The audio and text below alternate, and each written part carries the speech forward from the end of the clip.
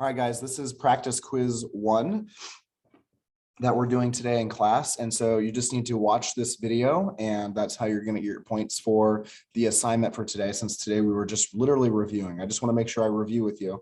Want to remind you that today the 2.3 homework is due by 2:30, and tomorrow the 2.4 rotations homework is due. And then obviously your sub will be here for the rest of the week to get you guys started. But you guys actually have everything you'll need on Google Classroom for the rest of the week, except your quiz from Friday, which the sub will hand out on Friday. The quiz will be over sections 2.1 through 2.4, which is what this practice quiz is over. We're going to look at 9 questions together. Number 1 says, form 2 congruent pairs of rectangles. So I need to know which of these rectangles are congruent with rectangle A. Now, we talked about congruence back in section 2.1, and congruence means same size, same shape. So I'm looking for rectangles that are this, obviously they're got to be the same shape, but I'll know they're the same shape by looking at their side lengths and making sure that they are just like rectangle A, 6 feet for the width and 8 feet for the length. And that means rectangle D is going to be 6 feet for the length or the width and 8 feet for the length. For rectangle B, that has to be congruent with rectangle C, which is 9 foot for the length and 6 foot for the width. And then rectangle E is not congruent to any of those rectangles up there. Okay, so just because the shapes have been rotated doesn't mean they're not congruent. We still know that means that they're congruent. They still look the exact same. Number 2, translate this triangle 4 units left and 5 units down. Okay, so if I'm translating 4 units left and 5 units down, just to give you an idea, so you can do your arrow notation, some of you need to make sure that you're actually doing arrow notation on your work papers. This is what it would look like. So for example, this point right here is the point 4, 7. Okay, if I was using arrow notation on all 3 of these points, which I'm not going to do, but I'm going to show you what arrow notation would look like. When it says it's being translated 4 units left, on the top of my arrow, which I will try to make straight here, that means I need to write x minus 4. That means 4 units left. And when it says 5 units down, that means y minus 5. That's going to give me a new point of 4 minus 4, which is 0, and 7 minus 5, which is 2. So I know that that new point is now going to be located at 0, 2, or right there. Okay. All right, sorry about that. Okay, so that's what arrow notation would look like. Now, I'm not going to force you to use arrow notation on this problem, but you will need to know it for your quiz tomorrow, know how to do arrow notation. So that point's going to move there. This point is also going to move 4 units left and 5 units down. So 1, 2, I'll show you here. 1, 2, 3, 4. 1, 2, 3, 4, 5. Right there. And then this point here is going to move the same. 4 units left. 1, 2, 3, 4. 1, 2, 3, 4, 5 is going to go right there. And so my triangle should look like this. And it should be the exact same shape and the exact same size because it's congruent to the original. Okay, so this is, again, arrow notation. Know how to use it for your quiz on Friday. Okay, you would actually, if I asked you to use arrow notation, you would use it for all 3 points.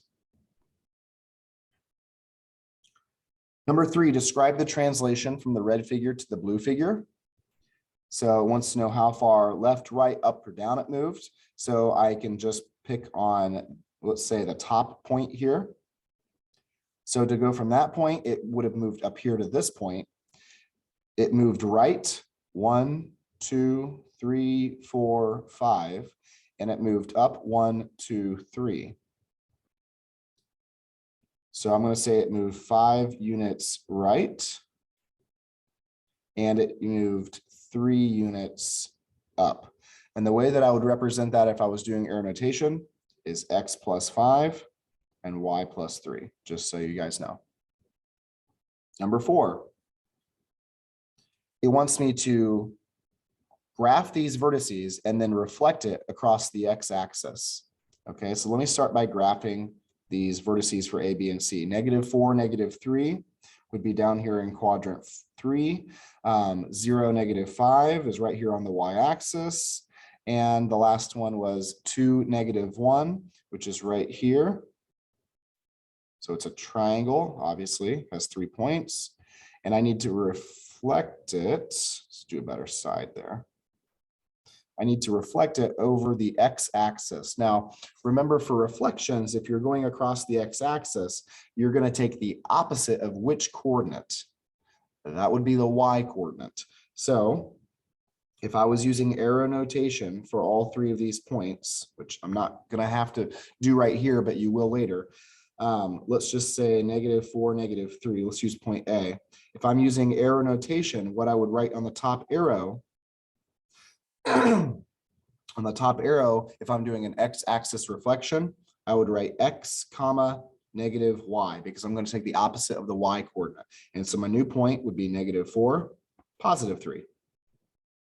-4, +3 is going to put me up here. Okay. And then the opposite of B would be, instead of 0, -5, it's going to be 0, +5. And instead of, for point C, 2, -1, it's going to be 2, +1. Oops, sorry. 2, +1. So that should be my reflected triangle across the x-axis. Of course, the x-axis being our line of reflection there. Okay. Number 5, you reflect the trapezoid in the y-axis and then translate it 6 units down and 4 units right. What are the coordinates of this transformation after? What are the coordinates after these 2 transformations? Notice these are double prime coordinates. So I'm going to use arrow notation here. For A, we start at 1, 1. For B, we start at 1, 5. For C, we start at 5, 5. And for D, we start at 3, 1. So I'm going to do 2 arrows because I'm doing 2 transformations. The first one is a y-axis reflection. So I'm going to do 2 sets of arrows, I should say. So for a y-axis reflection, we're going to take the opposite of the x coordinate. So -x, comma, y. And so we can write these new prime coordinates. And so that's going to be -1, 1, -1, 5, -5, 5, and -3, 1. That's going to reflect it across the y-axis. Now it says translate it 6 units down and 4 units to the right. So I've got another set of arrows. I'm going to move this down here, I suppose, so I've got some more room. This is number 5 still. Another set of arrows.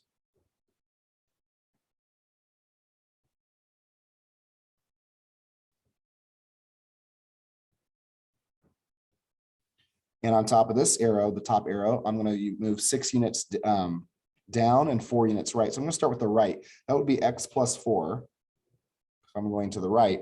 And then 6 units down means I'm going to do y minus 6. And that's going to give me 4 new points. So if you add 4 to -1, that gives you 3. 1 minus 6 is -5. Again, this is going to be 3, comma, and then 5 minus 6 is -1. -5 plus 4 is -1. 5 minus 6 is also -1. And then -3 plus 4 is 1. And 1 minus 6 is -5. So those would be your double prime coordinates. These were your single prime coordinates for those 2 transformations using arrow notation. All right, number 5 says rotate the rectangle 90 degrees clockwise about the origin. Okay, so it might be helpful to use arrow notation just because rotations can be harder to visualize on the coordinate plane. And so if I use the bottom point, start with this one, that's the point 1, 3. And then this point here is the point -4, 3.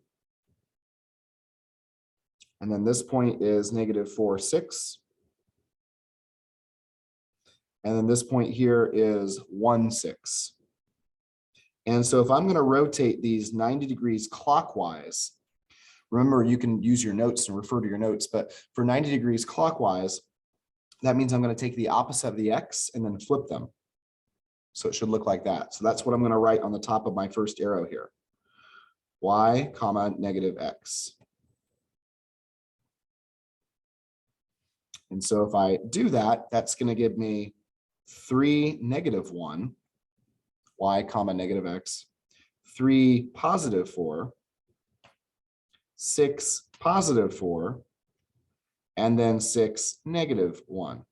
And so instead of trying to visualize it in my head, I could just write the coordinates down, do what I know needs to happen to the coordinates, and then I could graph those new points, which are 3, -1,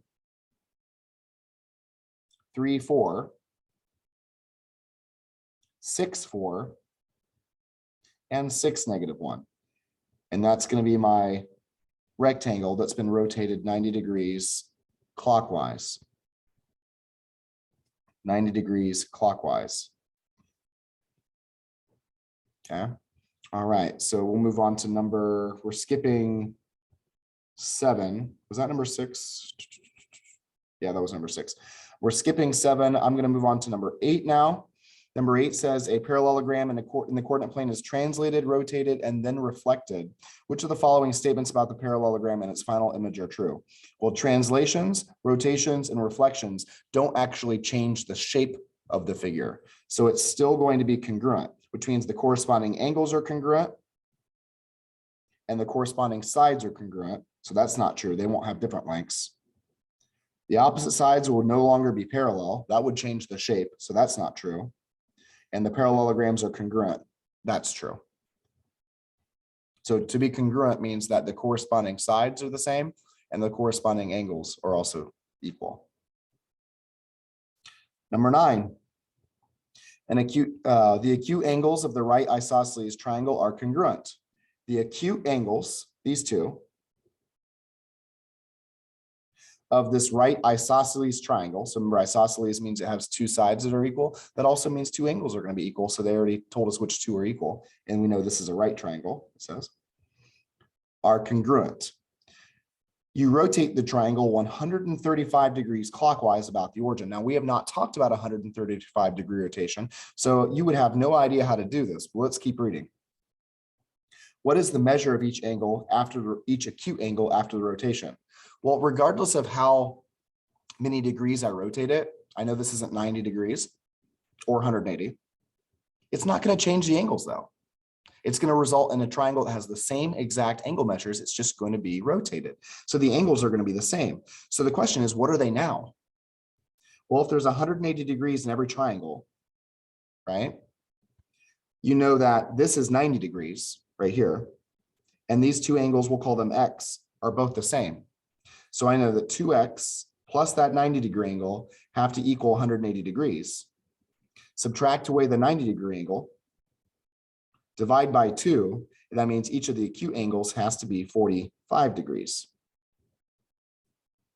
It says, what is the length of the two congruent sides? Well, the two congruent sides are going to be the two sides that make up that right angle. They're opposite the two congruent. So this side is going to be congruent because that angle is congruent, and this side is going to be congruent because the sides across from or opposite from those congruent angles are also going to be congruent. And so you can just look at the coordinate plane. It looks like that's going to be 4 units long. So if it's 4 units long now, if I rotate it 135 degrees, which who knows where that would end up, right? I don't even know 135 degree rotation. It doesn't matter. It's not going to change the side lengths of the triangle. And then finally, number 10, you design a symmetric logo for a company. You draw half the logo on the coordinate plane as shown, and you reflect it across the x-axis to complete it. So what would it look like? Which of these 4 would represent what it looks like? Well, let's draw what it looks like first. If I reflect this over the x-axis, it would look something like, let's see, rise 3, run 2. 1, 2, 3. Oh, too far. 1, 2, 3, right. Okay, so you're right there. Oh, no, don't draw a curve. Try and draw a line right there. Okay, so that would be the green portion. And then we have the blue triangle, which covers up part of the green triangle. This is the Big Ideas logo. And so that's going to reflect across the x-axis just like this. So maybe I should have done that one first. And then it looks like the green logo just connects to it right around here. Let's see, it was right around 3.5. So yeah, about right there or so. I'll just shade that in. So it's going to look something like that if I reflect it across the x-axis. So the only one that looks like that